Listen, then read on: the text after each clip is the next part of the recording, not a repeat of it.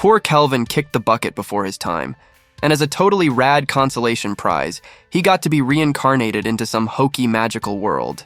After popping into this riveting new realm, our dude felt utterly bewildered because he couldn't remember Jack. Suddenly, a floating screen that was apparently a goddess materialized.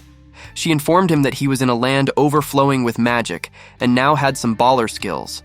Following the goddess's stellar advice, Kelvin checked his stats and skills menu. He fantasized about the sick adventure he could have as a summoner. Then the goddess was like, "Dude, you gotta hoof it over to the nearby city to register at the Adventurers Guild and get swole." Off Kelvin went frolicking through the woods until he arrived in the city. Seeing his new look in a mirror, he was pumped. The goddess explained that he had willingly chosen to lose his memories in exchange for more skill points, which was a total pro-gamer move.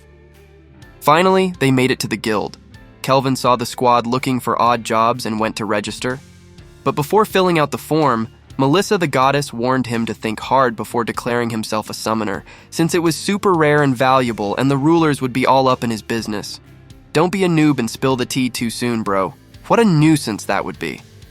Kelvin figured it'd be a major drag if that happened and decided to sign up as a novice mage rank F. How humble of him.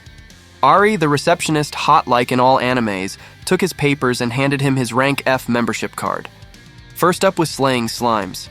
When Kelvin heard about them, he sprang into action and discovered they weren't so easy to defeat as they were swift and agile. But using his big brain and speed, he managed to weaken a slime. Then he attempted the summoning pact. After a while, Kelvin succeeded. He decided to name his new summon Jelly.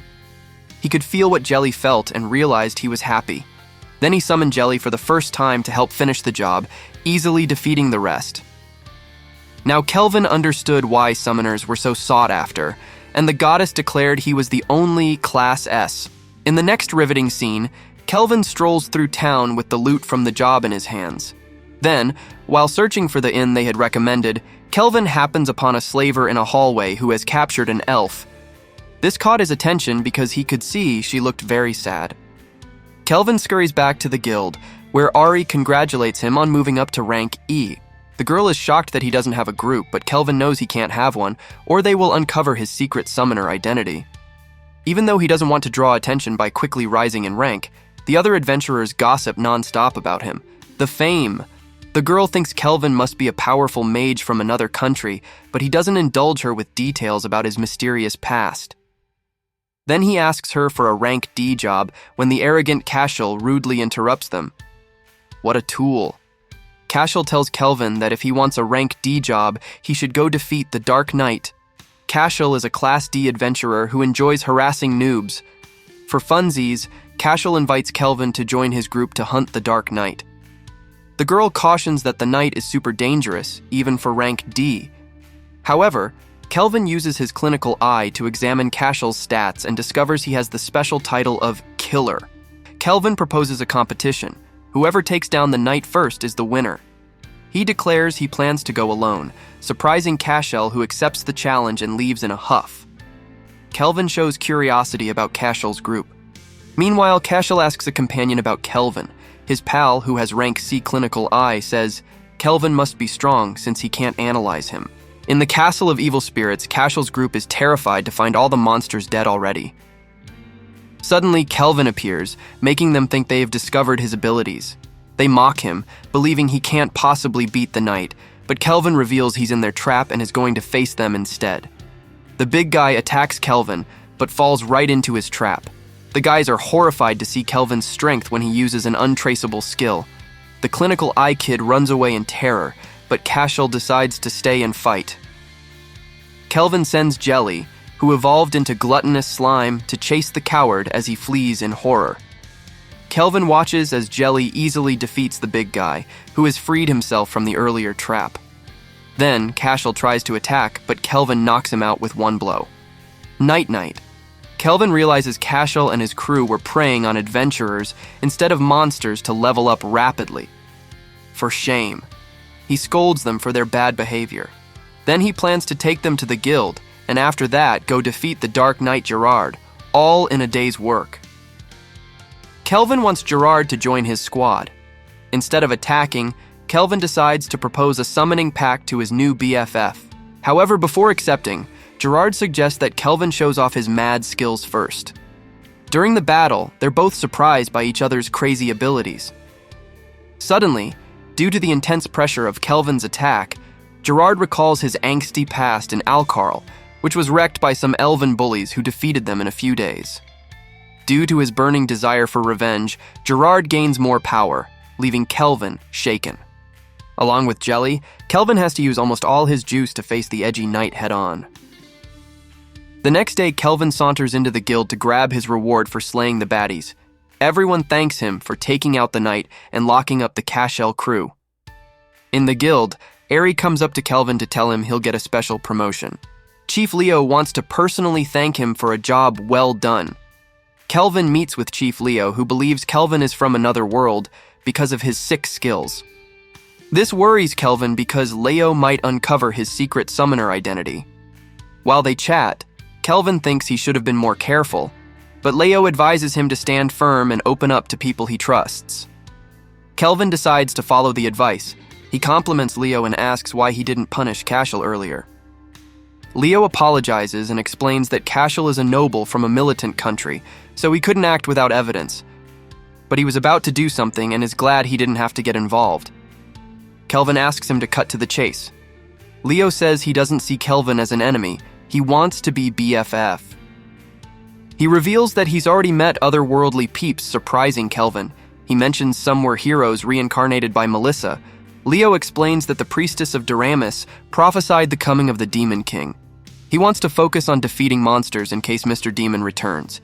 He asks Kelvin to protect everyone, not just heroes, due to the lack of capable adventurers. In return, he offers better pay and job picks. Kelvin is psyched about the perks. Leo reveals he wants freedom in exchange. He promises to boost Kelvin before others force him into their agendas. Kelvin agrees to cooperate. In the inn, Eri congratulates Kelvin on his promotion to rank B. To celebrate, she'll give him his own crib. In his room, Kelvin asks Melissa about the legendary heroes she reincarnated. She explains that after the priestess's warning, she found capable souls and brought them there. They likely already have solid skills in this realm. Kelvin gets pumped thinking about heroes and demon kings. He decides to use his saved money to go shopping. He reveals he wants to buy a slave to boost his power for facing powerful enemies. He knows slaves can't use points without their owner's permission. That's why he needs an untouched slave with intact points. Finally, Kelvin arrives at the slave traders and discovers the half-elf has a curse that burns anyone who touches her. Using his keen eye, he sees her points are pristine. He asks Melissa how to lift the curse. Later, he returns and insists the trader sell him the risky half-elf. Kelvin manages to buy her, surprising the elf when she leaves the cage and sees the world. She thanks Kelvin and introduces herself as Arya. She shares that she's been a slave forever since they sold her as a baby due to her curse. Kelvin approaches and removes the curse, making her cry happily as she no longer hurts people. Kelvin reveals he used his remaining points to learn rank a blessing and heal her. At night in the inn, Kelvin asks Ari to get Arya some clothes after she eats. She promises to find her an outfit since a cutie like Arya shouldn't wear rags. She then takes Arya to get cleaned up and properly presented to Kelvin. When Arya returns, Kelvin is stunned by her beauty. At dinner, he shows the girls his secret summons. He also teaches them his skills and lets them pick new ones. But a problem arises when there are no spare beds, and Kelvin has to try sleeping with Arya. Oh boy, what a predicament. Who would have thought we'd have to sleep so close together? Get out of here, Arya. Haha, just kidding. Hey, at least you don't snore, right? This is going to be interesting. I hope you don't kick me in your sleep. Good night. Now let's jump to the dark purple forest 1 month after Arya joined. Kelvin mentions they've been working and leveling up.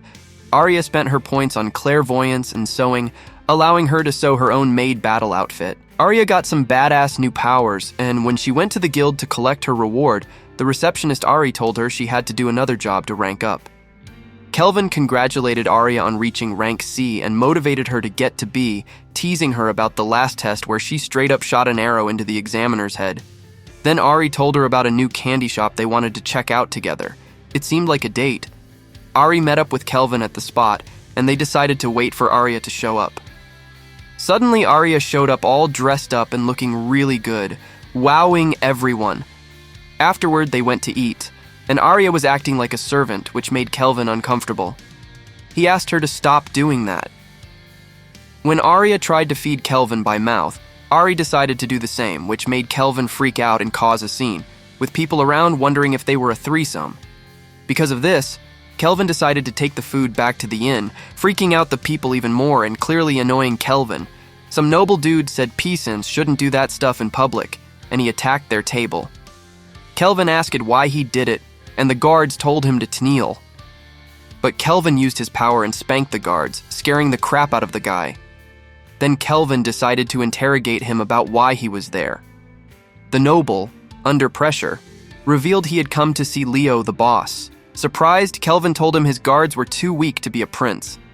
The dude explained that in his lands only the talented rule, and he wasn't one, so he needed an adventurer to gain glory. Kelvin revealed he was the big adventurer, but refused to serve him and knocked him out. In the next scene, we're in the Cathedral of the Holy Empire where the priestess requested Melissa's presence. When Melissa arrived, the first thing she asked about was the heroes. They were all good, and Melissa was glad they were progressing. There was an evil presence on the western continent, and she ordered the heroes to avoid the city. During the night, Arya thanked Kelvin for saving her, and instead of accepting apologies, he apologized for sharing a bed. She asked if he didn't find her attractive, and Kelvin, seeing her cry, explained she should get to choose who she shares a bed with. She sees him as a friend, but she's also attracted to him, so she cares for him more than anyone. Kelvin returned the compliment, calling her the finest chick he'd ever met, and Arya gave him a big hug. Kelvin was so excited he almost planted a big kiss on her too. Just kidding, nothing else happened. Leave those dirty thoughts behind, bro. The next day, Leo went looking for Kelvin, and when he showed up, Leo told him about some demon that appeared in a secret instance inside this rank D hermit's cave. Kelvin was surprised the adventurers who found it made it out alive, but Leo explained the demon was sealed up. Leo wanted Kelvin to come check it out with him since it could be rank S. Eventually, Kelvin and his gang made it to the cave and found instructor Liam and his crew already there. Dude told them they put up a barrier to keep watch on the place, not even knowing if it would work on demons. Kelvin went to scope it out. The squad walked through the cave and didn't find any enemies. Finally, they got to a door. When they went inside, they saw the demon was still sealed, but noticed Archdemon Victor just chilling there. He introduced himself, and they were like, "Who's the girl?" Victor said she's the Demon King's daughter, and he told them they fell right into his trap. Kelvin thought Victor wanted to free the demon to become the new Demon King. But Victor clarified his goal was just to steal the girl's powers. Kelvin, impressed by Victor's power, got hyped for the fight. Victor used black magic to summon an army of the dead from Hades to attack the group. The heroes easily clapped the army.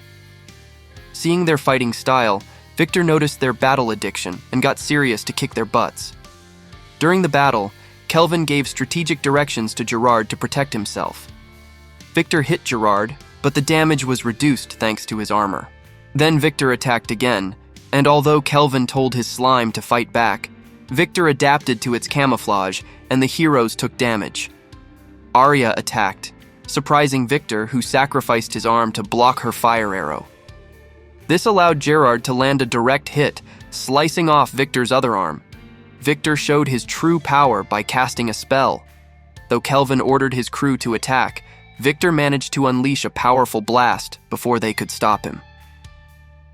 But Gerald was there with his defenses. Victor tried for another attack, but Arya intervened. Kelvin trusted they would win and told Jelly to strike, buying them time to recover. Finally, with a combined attack, Kelvin managed to weaken the archdemon who, with his last bit of strength, chose to protect the daughter of King Gustav. Kelvin was confused. He approached Victor and asked why he lied about wanting to steal the girl's abilities. Victor revealed he did it because he would fight with all his might since her father, King Gustav, had left her in his care. In a flashback of Victor, who had been in charge of training Sarah, Gustav's daughter. One day, the hero attacked the mansion looking for Gustav, and the latter ordered Victor to take care of his daughter. Gustav decided that to keep her safe, she had to be sealed so that only humans could release her since humans were weaker compared to other species, and if someone other than the hero found her, she would be safe. Victor recounted that when Gustav died, the magic activated and Sarah was sent to a faraway land where she could be happy. Sarah was hidden in that place, waiting for the hero to die to be released in an era of peace and harmony where she could become the new Demon King. Victor admitted his failure and asked Kelvin to allow Sarah to join his group, recommending that he break the chains. Kelvin fulfilled his request and woke up Sarah, who didn't understand why her father and Victor had done this. Finally, Kelvin returned and hid Sarah's wings and horns. Later, they discovered that Gerard was acting strangely because he was about to evolve into a very powerful monster of rank S, a dark captain. Melissa informed Kevin about Gerard's transformation. In the next scene, the protagonist approaches Sarah to see how she is doing. She, a little calmer, asked him if he really wanted her as a servant, since she could be problematic. Kelvin reassured her, explaining that she had S-level stealth ability, which would keep her hidden. Sarah, still surprised that he had defeated Victor, asked if he was the hero, to which Kevin replied that no, he was just a jerk, an adventurer who liked to fight. Then he invited her to visit the city. In the city, Kevin and his group showed Sarah the different shops and places. Afterward, Kevin asked Arya to take Sarah to the inn while he went to the guild. At night, it was revealed that Kevin had reached rank A, and he was surprised with a party at the inn. However, at the end of the party, while everyone was asleep, Kelvin noticed Sarah wasn't there and decided to look for her. He found her sitting outside, reflecting on her life with Victor and her future.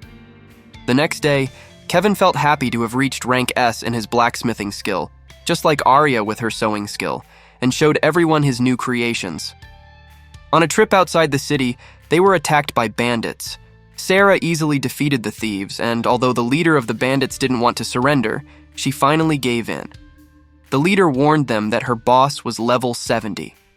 This intrigued Kelvin, who asked the thief for more information about the guy. Finally, they arrived, and that place was like ancient Japan. Sarah and Arya were fascinated to see the sea for the first time, and Sarah asked Kevin to teach them both to swim. Afterward, they took the thieves to the city guild, where they thanked them for capturing the bandit leader. The guild leader, called Mist, personally thanked Kevin and revealed that 20 years ago she had been in the same group as Leo, whom they called the Analyst. Kevin expressed his interest in learning more.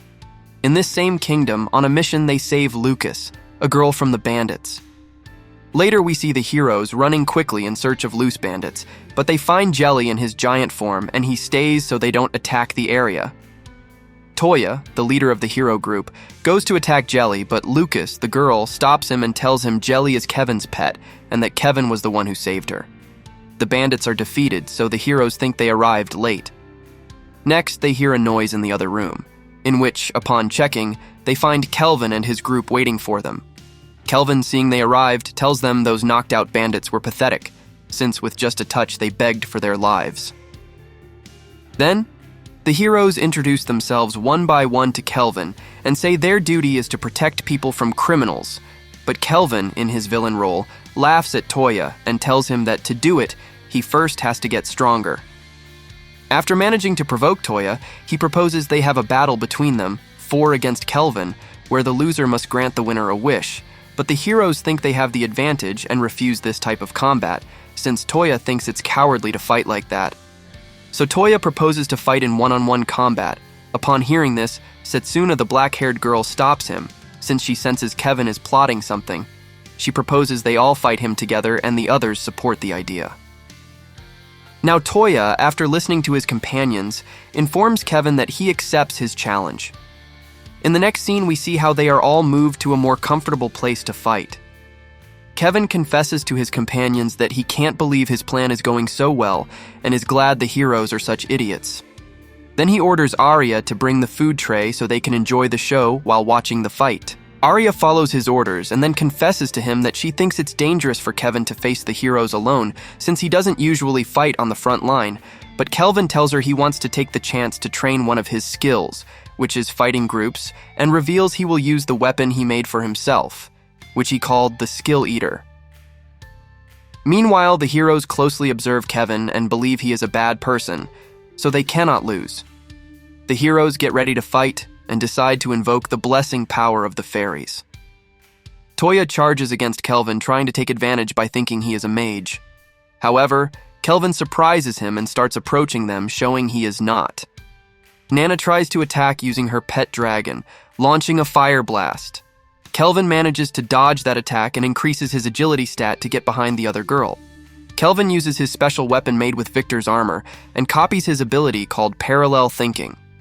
The heroes worry when they see the girl is completely knocked out, and so they quickly approach her. Toya attacks Kelvin with his sword to push him back and questions what his magic did, and then a very angry Toya charges against him to try to hit him with his sword, but Kelvin easily stops him and continues provoking Toya, so he clearly loses his head. Toya manages to make Kelvin's sword fall and gets ready to defeat him, but Kelvin laughs at him and shows that he can also fight with his fists, thanks to Sarah, lending him her S-rank combat ability. The girls in Toya's group can't believe how Toya is being defeated despite Toya having the S-rank fencing ability, so they decide to support him. Therefore, seeing them, Kelvin moves away from Toya and uses his magic to change the terrain. Then, Kelvin launches a magic attack that directly impacts Toya, who tries to protect the black-haired girl. Given their companion's concern, Toya tells them his fate is to save the world and bring peace, so he thinks he should be able to defeat a simple bully alone without endangering the group's girls. Crying upon hearing this, the black-haired girl hits him and asks him to think of himself for once, and then reminds him how the goddess brought them here due to the priestess's invocations. She confesses she was very scared, and all this changed when she saw how they got here thanks to their teamwork. Due to her words, the other girls tell Toya they should work more as a team since he can't do everything alone. Hearing what they say, Toya apologizes to them since he wasn't thinking straight and encourages them to fight as a team. Then, he sends a fairy to try to blind Kelvin, who reveals he can't detect them. Subsequently, the heroes launch combined attacks and manage to immobilize Kelvin, but he decides to use his self-destruct explosion ability to push Toya and the black-haired girl back, both suffering great damage. After freeing himself, Kelvin congratulates them on the teamwork and asks Nana and Miyabi to also attack. Kelvin continues correcting the heroes and giving them fighting lessons, which they clearly listen to surprised since the villain is giving them advice. But the heroes, after hearing him, just got angry and decided to attack with all their might, causing Kelvin to get excited. There, they also managed to stop Kelvin's movement, who now watches as they prepare to deliver a final blow. However, Kelvin summons his golems to protect him for 30 seconds, astonishing the heroes. Now Kelvin focuses on quickly creating a new spell, using the parallel thinking ability he stole. So the black-haired girl rushes to stop him, but fails, as Kelvin manages to create a new spell to free himself.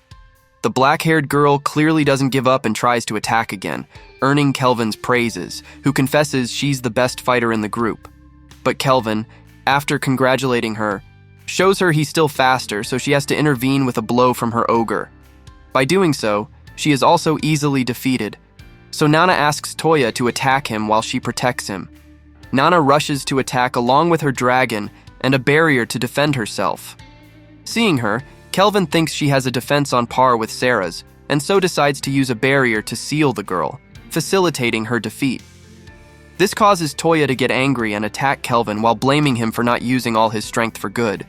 But Kelvin easily defeats him and scolds him for trying to impose his ideals, since to change the world, it's best to get stronger. Later, we see Toya finally waking up surrounded by his friends. Then, upon seeing Kelvin, he tries to attack him, so Kelvin stops him and explains what really happened. Seeing it was all a trick, Toya apologizes to Kevin and admits Kevin is the best fighter.